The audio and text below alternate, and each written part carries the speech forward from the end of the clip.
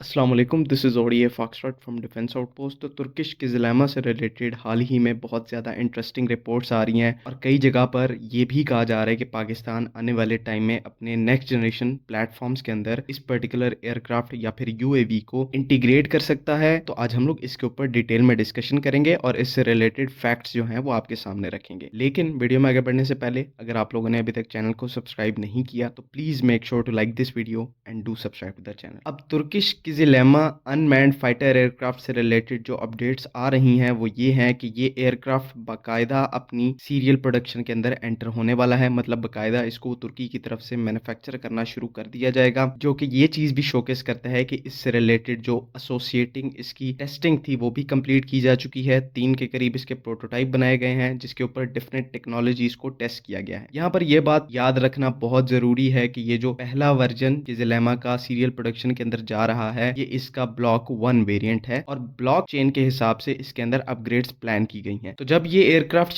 शुरू में मंजर आम पर आया था तो पाकिस्तान एयरफोर्स ने स्पेशली इस एयरक्राफ्ट के अंदर बहुत ज्यादा इंटरेस्ट शोकेस किया था। पाकिस्तान एयरफोर्स के ऑफिशियल्स ने तुर्की का विजिट किया था, जो बैरक्तर की फैसिलिटीज हैं उनका विजिट किया था और कई सोर्सेज का यहाँ पर यह भी कहना है कि पाकिस्तान और अजरबैजान ये दो पहली कंट्रीज होगी जो कि क़िज़लैमा फाइटर जेट को अपनी फ्लीट के अंदर ऑफिशियली इंडक्ट करेंगी। इसके ऊपर पाकिस्तान एयरफोर्स की तरफ से ऑफिशियली तो अभी कुछ नहीं कहा गया, लेकिन उनके विजिट इस चीज को शोकेस करते हैं कि पाकिस्तान कहीं ना कहीं इस प्लेटफॉर्म के अंदर इंटरेस्टेड है। इस चीज के अंदर कोई डाउट नहीं है कि तुर्की का जो ये क़िज़लैमा अनमैन्ड फाइटर एयरक्राफ्ट है ये अपनी टाइप का दुनिया का पहला एयरक्राफ्ट है। ये कॉन्सेप्ट बिल्कुल बहुत ही नया है और जाहिर सी बात है जब इसका कॉन्सेप्ट बिल्कुल नया है तो इससे रिलेटेड जो इसकी इम्प्लीमेंटेशन होगी वो भी काफी ज्यादा नए तरीके से की जाएगी। मतलब कि इस फाइटर एयरक्राफ्ट के आने के बाद जो मैन अनमैन टीमिंग सिस्टम का कॉन्सेप्ट है उसको बहुत ज्यादा पुश किया जा रहा है। तुर्की भी इस चीज पे बहुत ज्यादा काम कर रहा है, साथ ही साथ पाकिस्तान एयरफोर्स भी इस कॉन्सेप्ट को लेकर बहुत ज्यादा प्रॉमिसिंग नजर आ रही है। और इसी कॉन्टेक्स्ट के अंदर कुछ हमारे जो डिफेंस एक्सपर्ट्स हैं वो इस चीज को क्लेम कर रहे हैं कि हो सकता है पाकिस्तान फ्यूचर में ना सिर्फ क़िज़लैमा को अक्वायर करे बल्कि इसको अपने आने वाले नेक्स्ट जनरेशन प्लेटफॉर्म्स के साथ इंटीग्रेट भी करे as a man unmanned teaming system के कॉन्सेप्ट के तहत। क्योंकि पाकिस्तान एयरफोर्स जो है वो फ्यूचर में नेक्स्ट जनरेशन प्लेटफॉर्म्स अक्वायर करने वाली है जिनमें J-35 सर फहरिस्त है। उसके बाद हमारा जो अपना इंडिजिनस 4.5 और 5th जनरेशन एयरक्राफ्ट का प्रोजेक्ट है PFX ये भी इस लिस्ट में आता है। और पाकिस्तान एयरफोर्स ने इस चीज को काफी ज्यादा सॉलिडिफाई किया हुआ है कि पर्टिकुलरली PFX प्रोजेक्ट के अंदर हम लोग इस एयरक्राफ्ट के साथ नेक्स्ट जनरेशन टेक्नोलॉजीज को इनकॉर्पोरेट और इंटीग्रेट करेंगे और ये जो मैन अनमैन टीमिंग सिस्टम है इसको as a next generation capability या फिर सिस्टम के तौर पर समझा जाता है। और इसी तरह से अगर इन दोनों स्टेटमेंट्स को जोड़ा जाए तो इस चीज की पॉसिबिलिटीज जो हैं वो काफी ज्यादा बढ़ जाती हैं कि पाकिस्तान एयरफोर्स तुर्किश क़िज़लैमा को लेकर मैन अनमैन टीमिंग सिस्टम को टेस्ट आउट करना चाह रहा है अपने इंडिजिनस नेक्स्ट जनरेशन प्रोजेक्ट्स के अंदर। लेकिन यहाँ पर इस चीज को हाईलाइट करना बहुत जरूरी है कि चीजें आगे आने वाले टाइम में इतनी स्ट्रीमलाइन तरीके से नहीं चलने वाली, मेनली बिकॉज ऑफ क़िज़लैमा, क्योंकि इसकी जो अभी डेजिग्नेशन है या फिर किस एरियाज में ये ऑपरेट करेगा, एज अ ड्रोन ऑपरेट करेगा, as a unmanned fighter aircraft operate करेगा, दूसरे मैन्ड एयरक्राफ्ट से इसको ऑपरेट किया जाएगा, ग्राउंड कंट्रोल स्टेशन से ऑपरेट किया जाएगा, तो इन सब में क़िज़लैमा को लेकर एक काफी ज्यादा कंफ्यूजन बनी हुई है। और ये कंफ्यूजन जो है वो तुर्की में भी साफ नजर आती है। तुर्की ने इस अनमैन्ड एयरक्राफ्ट के जो इनिशियल ऑर्डर्स दिए हैं वो सिर्फ 10 के नंबर्स में दिए हैं, जो कि इस हिसाब से कि उनका ये इंडिजिनस और अपना प्रोजेक्ट है ये नंबर जो है ये काफी ज्यादा कम है, जो कि इस चीज को भी शोकेस करता है तुर्की अभी इसको लेकर इतना प्रॉमिसिंग नजर नहीं आ रहा। क्योंकि एक तो ये अपने बहुत ही ज्यादा इनिशियल फेज में है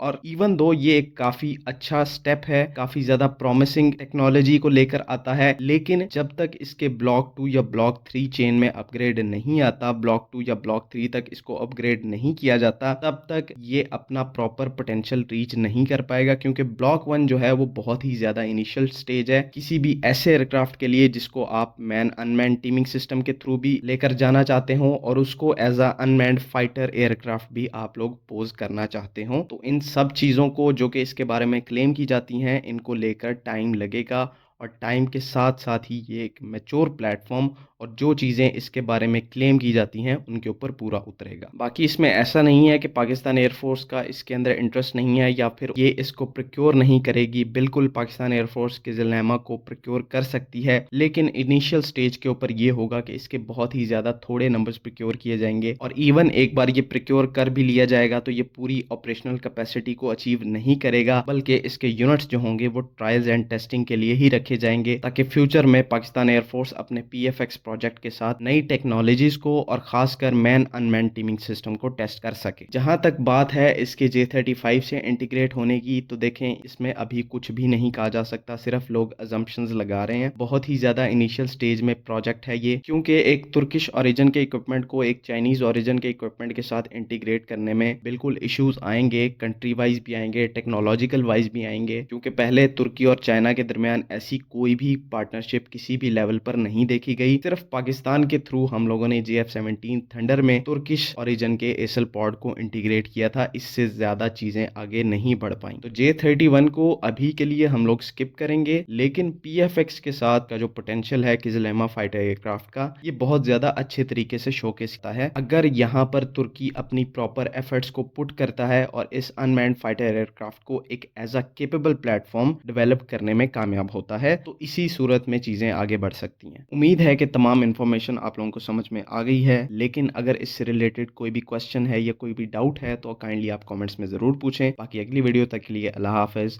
पाकिस्तान ज़िंदाबाद।